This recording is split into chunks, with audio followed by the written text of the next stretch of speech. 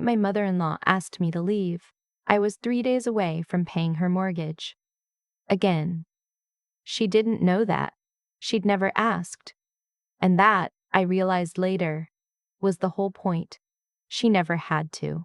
My name is Nadine. I'm 31 years old. I work as a project manager for a mid-sized engineering firm in Mississauga, and for 2 years and 4 months, I quietly kept a household of 5 adults afloat, while being treated like a houseguest who'd overstayed her welcome. The house was a detached 4-bedroom in Brampton. My mother-in-law had lived there for 20 years. When my husband and I moved in after our wedding, she framed it as temporary. Just until you two get settled, she said. We'll save money together. It made sense at the time. Toronto housing was brutal, and my husband, whose name I'll call what he called himself, the man of the house, even when he wasn't, had just started a new sales role that paid mostly on commission. I had a salary, a real one, and I believed that what we were building together was worth the patience. That belief cost me, give or take, $8,000 a month. I'm not rounding up. I'm rounding down. The mortgage on the Brampton house was my mother-in-law's name, but the payments came from our joint account. The utilities, hydro, gas, internet, water, I covered, groceries for the household, which at any given time included my mother-in-law, my husband's younger brother, his on-again, off-again girlfriend, and occasionally a cousin who just needed a place for a few weeks, which turned into 5 months. All of it, quietly, from my paycheck. I renovated the basement bathroom because my mother-in-law mentioned once that the tiles were cracking. I didn't mention it again. Neither did she, except to show it off to her sister at Christmas. I paid quietly because I told myself that's what you do when you love someone. You don't keep score. You don't make people feel indebted. You contribute and trust that it's seen, even when it isn't said.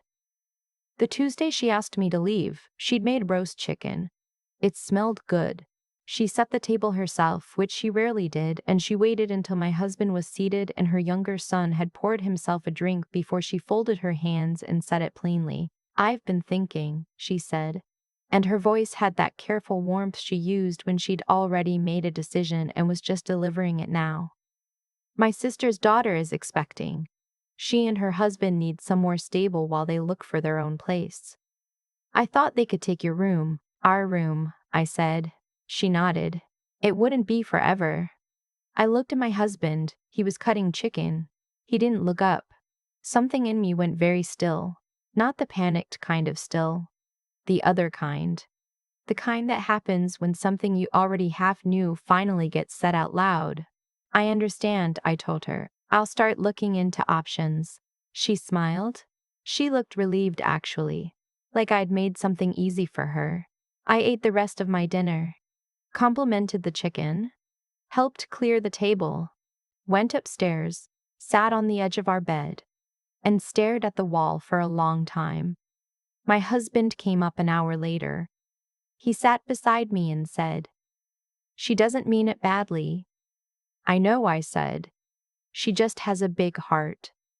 Family is everything to her." "I know," I said again. He put his hand over mine.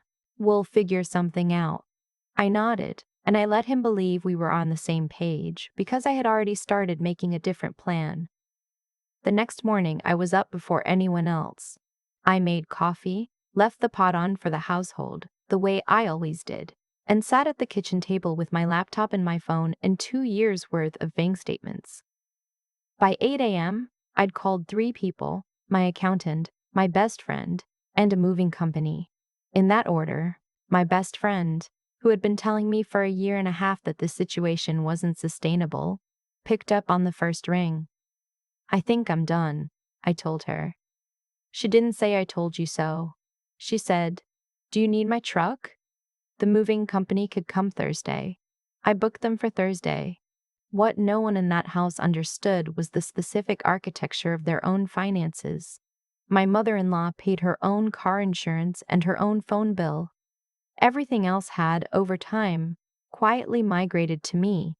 It happened gradually enough that I don't think any of them registered the shift. The hydro bill went online, I set it up. The internet got upgraded. I called Rogers. The grocery runs started happening on my way home from work because it was easier, and then they just kept happening because it was expected. By the time I'd been living there a year, I wasn't a daughter-in-law. I was the building's operating budget with a pulse. I didn't say any of that out loud. I opened a spreadsheet instead.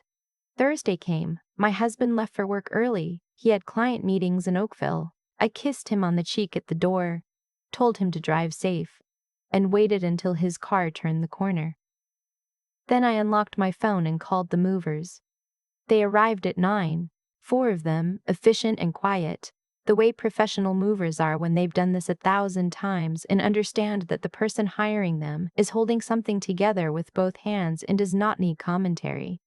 I walked them through the house. My furniture, I said. My appliances. The couch in the living room. I still had the receipt from EQ3. The dining table my mother-in-law had hosted 3 Christmases on. I'd bought it at a Boxing Day sale 2 years ago and had the credit card statement to prove it. The KitchenAid stand mixer she used every Sunday. Mine.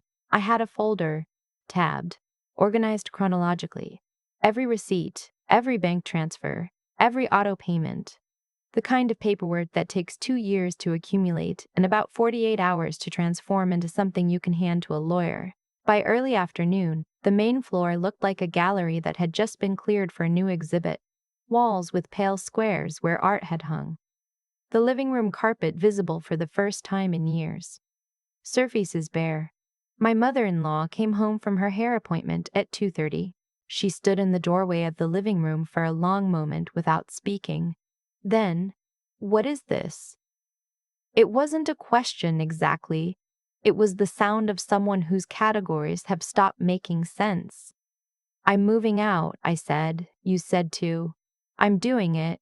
"I said you had time." Her voice had tightened. "I said it wasn't urgent." "You said your nephew's wife needs the room," I said. "I'm making the room." She looked at the empty wall where the couch had been. She looked at the movers carrying boxes through the front hall. She looked at me. "This is our home," she said finally. "I know," I said. "And I've been paying for most of it. That's going to stop now." Her face shifted through something I'd never seen there before. Not anger exactly. Recalibration.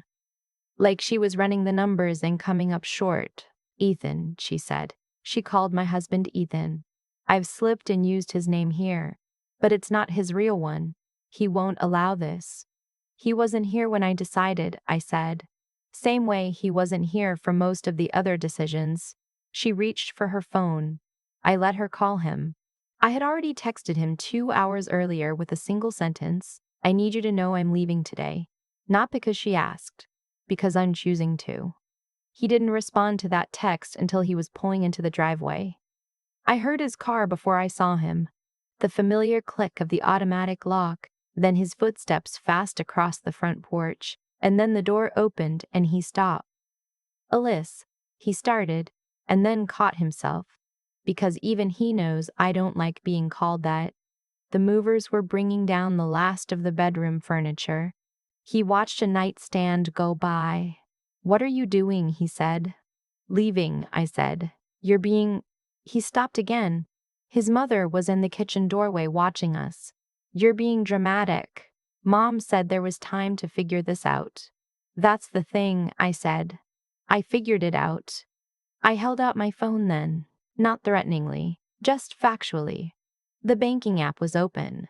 Scrolled back 2 years, transfer after transfer highlighted. His eyes moved across the screen. The numbers were not small. He looked up at me. "You've been paying for the house," I said. "Yes. The mortgage contributions, the utilities, the groceries, the renovations, the bathroom downstairs, the new furnace last February. All of it." He rubbed his jaw. He looked at his mother. She looked back at him. "Why didn't you say something?" he said. "Because you never asked," I said. "And I kept waiting for you to notice, and you didn't, and eventually I understood that the arrangement was working well enough for everyone, that there was no reason to examine it." The last box went into the truck. I signed something on the mover's tablet. One of them asked if I needed anything else, and I said no and thanked him. My husband followed me to my car. His voice had dropped below what his mother could hear. "Where are you going?" "I've got a hotel for tonight," I said. "I've got an appointment with a lawyer Friday morning. After that I'll figure out something longer term." "A lawyer," he said. I pulled a folder from my bag and held it out. He didn't take it immediately.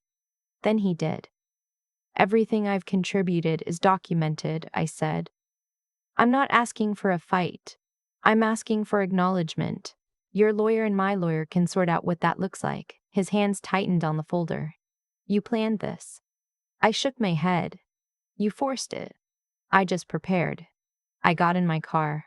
He stood on the driveway holding a folder that contained 2 years of evidence that he had been married to someone he'd never fully seen. I didn't watch him in the rearview mirror. I'd done enough watching and waiting. I had somewhere to be. The hotel was a Marriott off the 401. Nothing fancy but quiet, and mine.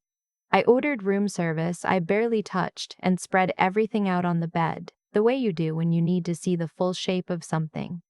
Documents, account statements.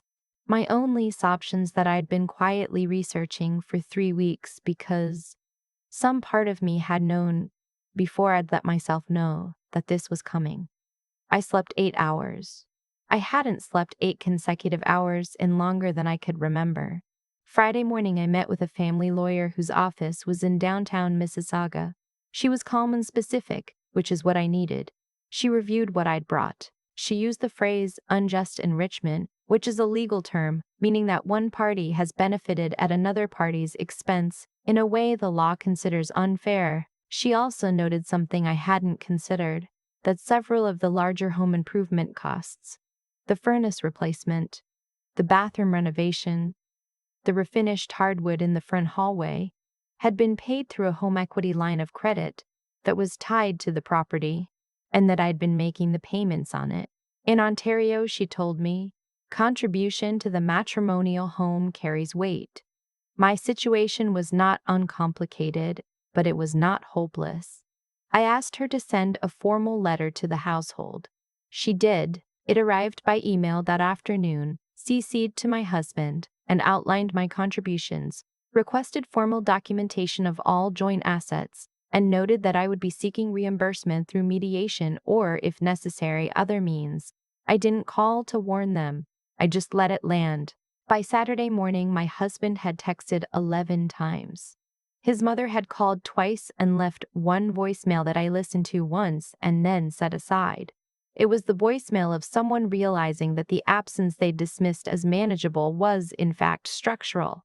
Her voice was sharp in places and soft in others, and underneath all of it was a kind of confusion that might have made me feel sorry for her once. It didn't anymore. Not because I'd stopped caring, but because I had finally started caring about myself in equal measure. My husband showed up at the hotel Sunday afternoon. I met him in the lobby because I wasn't ready to have him in my space and because hotel lobbies are neutral in a way that's useful. He looked tired. His shirt was the same one he'd been wearing in a photo he'd sent me 2 days earlier, which meant he hadn't been doing great. "The internet got cut off," he said. "I know," I said. "The auto payment was on my account." I paused it. "The hydro is going to go next week if someone doesn't set up a new payment." "I know," I said again. He sat across from me. His hands were on the table between us, open, which I'd learned long ago was what he did when he was trying to appear non-threatening. "Mom didn't know. I don't think she actually understood that it was all coming from you. I waited. She thought it was coming from—" He stopped. "From us. From our joint account." "It was coming from our joint account," I said. "But the money in our joint account came from me, because your commission wasn't enough to cover it, and we both knew that, and neither of us said it out loud, and I let that go on for too long." He didn't answer right away. Outside, a family was checking in, 2 kids, a big rolling suitcase, someone's grandmother in a winter coat even though it was mid-April. "I don't want to lose you," he said finally. I looked at him. He meant it. I could see that he meant it. It didn't change what I needed. "Then I need you to understand what you almost let happen," I said. Your mother asked me to give up my bedroom for her niece's daughter. And you sat at the table and didn't say a single word. Not later. Not privately. You told me to understand. That's not a marriage. That's a hosting arrangement. He was quiet for a long time. I know, he said. I know that. Knowing it, I said carefully, is where you start, not where you finish. We sat there for a while. I didn't offer him answers. I didn't reassure him. I let the silence do what silences do when you stop trying to fill them. The mediation took 6 weeks. My lawyer and his lawyer, and eventually a family mediator who was very good at keeping the temperature in the room from tipping into something unworkable. The house would be sold. My mother-in-law had agreed. Or rather, had come to understand that she had no financially viable alternative. My contributions were acknowledged. A settlement figure was reached that I won't share in specific numbers, but which my accountant described as appropriate. My husband and I were still figuring that out. He moved into a 1-bedroom in Port Credit in May. I signed a lease on a condo in Oakville in late April, 2 floors up. A west-facing balcony, and not a single piece of furniture that anyone else chose. I bought a couch I loved and then sat on 4 others before deciding. I took my time. I had the luxury of taking my time now, because I wasn't spending it managing other people's comfort. My mother-in-law moved in with her sister. I don't know much more than that, and I've made peace with not needing to. The hardest part, the part I didn't expect, wasn't the legal process, or the financial untangling, or even the loneliness of the first few weeks in the hotel. The hardest part was the moment I understood that I had spent 2 years making myself invisible on purpose, because I thought that's what love required. That being needed without being acknowledged was noble. That the right kind of generosity asked nothing in return. It's not noble. It's a slow erosion, and the only way it stops is if you stop it. I'm not angry anymore. I was, for a while, quietly, the way I did everything quietly in that house. The way I paid bills and fixed things and swallowed my own needs before they could become inconvenient for anyone else. But anger like that burns clean if you let it. It leaves something useful behind. I have a balcony. I have a couch I picked myself. I have a life that takes up exactly the space it's supposed to, and nobody is waiting for me to make it smaller. That's enough. For now, that's more than enough.